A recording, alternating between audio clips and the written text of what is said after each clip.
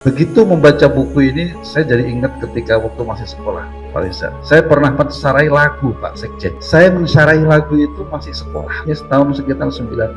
Dan akhirnya ada juga yang mensarai kemudian lagu itu, yaitu Cak Nun. Ternyata syarah beliau dengan pensyarahan saya ternyata berbeda, Pak.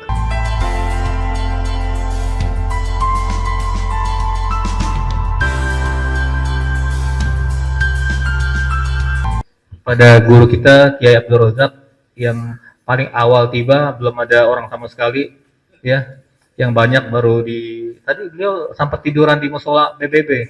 Inilah kantor umat Islam di PBB. Tadi sendirian beliau, cuma ditemenin jin-jin Muslim yang nggak kelihatan ya.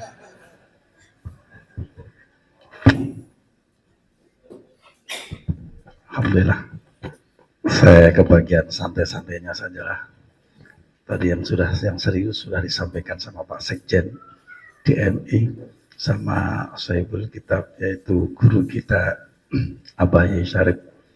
Jadi kita bagian yang santai saja lah ya, sambil ngabuburit ya. Kalau bahasa Jakartanya apa ngabuburit? Sama juga.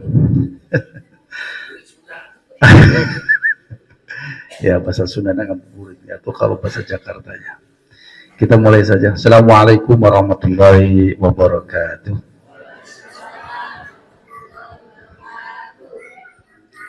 Alhamdulillah. Alhamdulillahil mu'idul mu'id. Alladhi anzala alaina al-kitab. Subhanahu wa ta'ala ala fadlihil madid.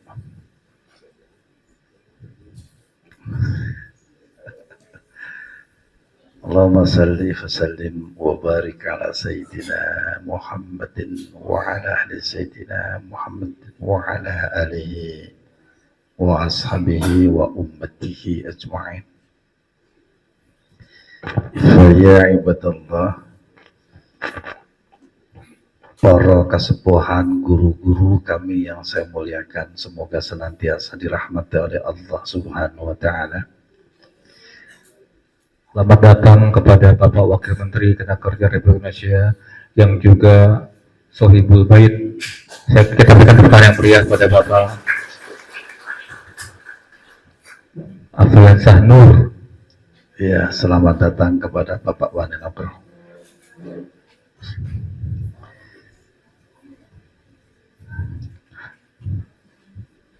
Sebentar Kiai, beliau yang sangat salatullah salamullah ala Taha Rasulillah, salatullah salamullah ala Yasin Habibillah, tawassalna bismillah wa bil hadi rasulillah wa kulli mujahidin lillah bi ahlil badri ya Allah. Mudah-mudahan beliau yang telah memberikan fasilitas ini, amin, ya Allah panjangkan umurnya, manfaat buat umat, dan mudah-mudahan kembali menjadi menteri di kabinet Pak Prabowo, karena beliau sangat loyal, beliau sangat gigih berjuang untuk Pak Prabowo Gibran.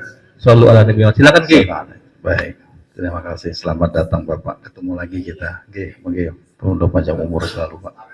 Masya Allah. Oh,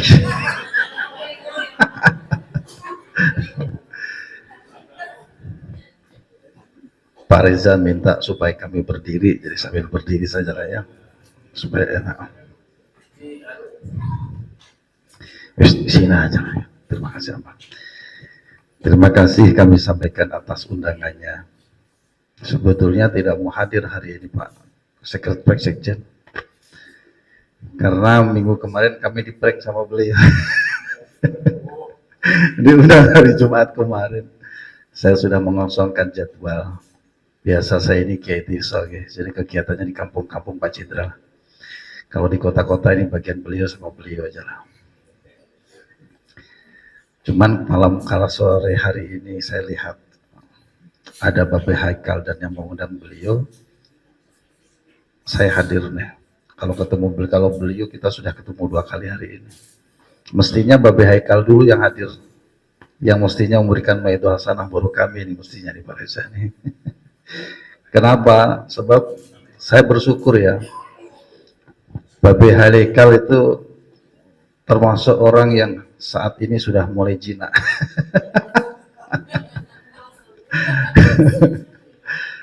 Kembali kepada jalan yang benar.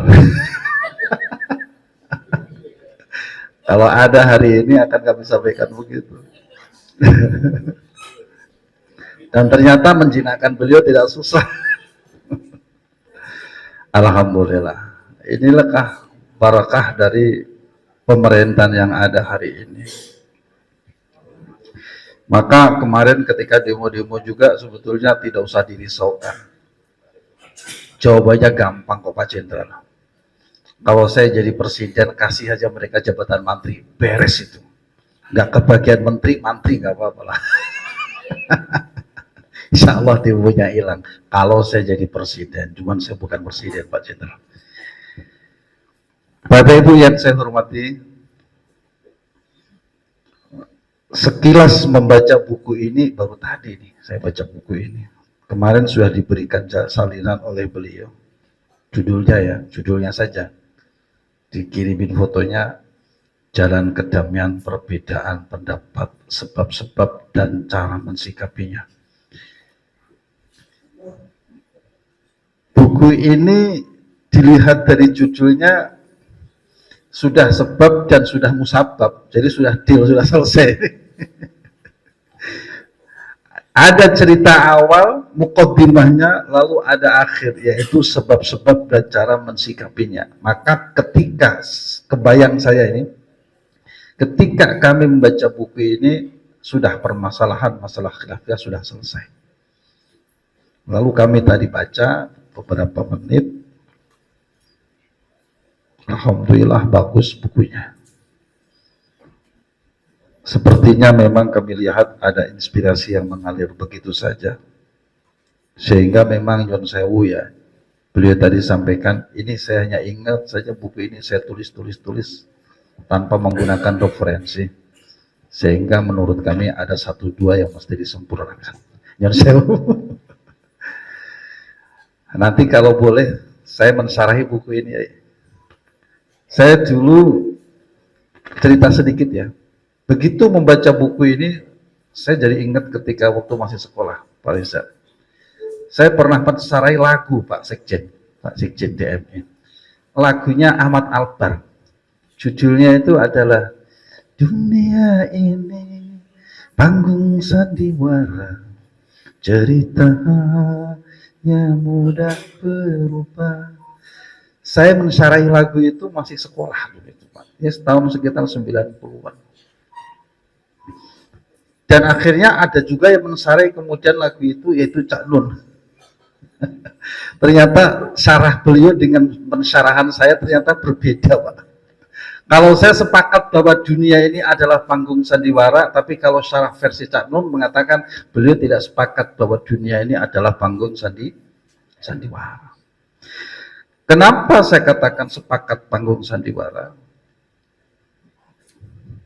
Sebab setiap kita yang hadir di muka bumi ini adalah sebuah drama kehidupan yang seperti saya cerita.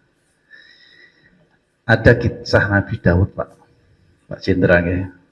Saya kalau ingat Pak Jenderal ini ingat sama dulu yang pernah hadir pada tahun berapa ya, yang sekarang jadi jenderal polisi Pak Listio Sigit.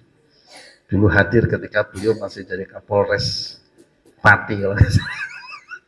Saya orang Rembang Pak. Tapi ya aslinya saya orang Rembang ya. Kebetulan saya tinggal di Sumedang. Saya pernah bilang sama beliau, "Pak, insya Allah jenengan tuh jadi Kapolri. Masa aku ini non muslim kok jadi Polri? Bungkus dadi insya Allah." Pada saat beliau mau pelantikan waktu masih jadi Kabar Eskrim, saya dapat telepon dan ceritanya, "Yai merapat ke sini ke rumah dinas Kabaya waktu itu." Saya ada foto-fotonya. Saya ini non-muslim kok mau dilantik sama Pak Jokowi, apa gak geger ta? Bungkus dadekno ae lah, apa gak sageger. Alhamdulillah beliau dilantik dengan semangat. Alhamdulillah ya, dengan semangat, selamat, dan sampai hari ini masih menjadi Kapolri. Alhamdulillahirabbil alamin. Ini perjalanan zaman dahulu tuh, beliau masih di Pati waktu itu Pak Sekjen. Sebetulnya ketemu dengan Kiai Sarif ini bukan hal yang baru kali ini, sebetulnya sudah pernah ketemu dulu di Sumedang, cuman beliau tidak mampir saja waktu itu malam-malam hari. Dan akhirnya intent ketemu karena kami dengan beliau ini sama-sama aktivis, Pak, Ibu. Aktivis di dunia pernasapan Wali Songo. Kebetulan saya Rais Am Forum Silaturahim Duriyah Wali Songo Indonesia. Ngaten ya. Akhirnya ketemu-ketemulah. Kenapa dunia Wali Songo ini muncul? Karena dulu ada yang menafikan seseorang yang mengaku sebagai Duriyah Nabi, bahwasanya Duriyah Wali Songo itu tidak ada. Itulah makanya kami dan termasuk Kiai Sarif ini muncul kemudian hari. Dan juga kami aktif di dunia kepesantrenan. Salah satunya kami Ketua Umum Forum Pondok Pesantren Indonesia. Bapak Ibu yang saya hormati dan saya muliakan, kenapa kami dalam mukadimah tadi menyampaikan memang dunia ini panggung sandiwara, dan setiap orang tidak hanya kepalanya saja yang berbeda, tapi ternyata isi kepalanya juga beda. Karena isi kepalanya juga beda, itulah perlu adanya solusi bersama untuk menuju jalan kedamaian. Dan Allah kalau memberikan solusi biasanya seperti drama. Ini ceritanya ya. Dengerin sebentar ya. Dulu Nabi Daud itu istrinya 99 ya. Ya, zaman Nabi Daud wawi-wawi itu. Beliau belum kena syariat Rasulullah Muhammad sallallahu alaihi wasallam. Ketika Nabi Daud istrinya 99 itu, beliau sempat bertanya kepada Allah, Pak Jenderal, ya Allah, izinkan saya punya istri satu lagi biar pas 100. Oleh Allah tidak dijawab. Oleh Allah tidak dijawab, dibiarkan saja oleh Allah. Kemudian Allah membuat skenario, membuat drama. Inilah makanya dunia itu panggung sandiwara dan membutuhkan jalan kedamaian untuk menentukan satu keputusan, ya, yang keputusan itu tentunya sesuai dengan keyakinan masing-masing yang tidak menyimpang dari syariat. Kemudian Allah membuat skenario, Pak Sekjen, mengutus 2 malaikat. 2 malaikat ini menyempurnakan diri menjadi sosok makhluk, datang kepada Nabi Daud dengan membawa perkara, masalah. Yang satu masalahnya adalah dia berperan sebagai orang yang memiliki domba satu, yang satu berperan sebagai orang yang ingin memiliki domba yang satu tadi. Kemudian mengadu kepada Nabi Daud. Ya Nabi Daud, saya menghadap. Saya itu punya domba cuma 1. Tapi orang ini yang punya domba 99, kok iya banget pengen minta domba saya yang 1 ini. Dari pertanyaan itu Nabi Daud terketuk hatinya. Wah, ini gue banget. Subhanallah, sekian dari Allah. Kemudian Nabi Daud mengatakan, wes orang bener itu, gak bener, salah. Akhir cerita, kemudian orang itu tidak lagi jadi meminta domba yang 1 lagi. Di situ akhirnya Nabi Daud sadar, ini cara Allah kalau memberi teguran itu. Intinya adalah agama dari dulu sampai sekarang itu adalah solusi bagi kehidupan yang isinya adalah nasihat, atinun nasihat.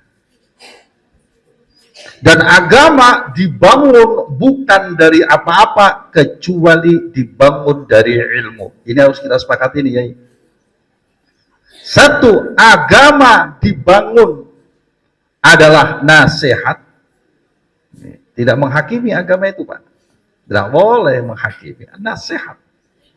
Dan yang kedua, agama dibangun berdasarkan ilmu. Maka benar kata Abah Yai Sarif tadi, tidak berhak siapapun untuk menguraikan bab agama kecuali dia orang yang memiliki ilmu, yaitu orang alim. PR berat bagi MUI ini kami sampaikan, kami sodorkan.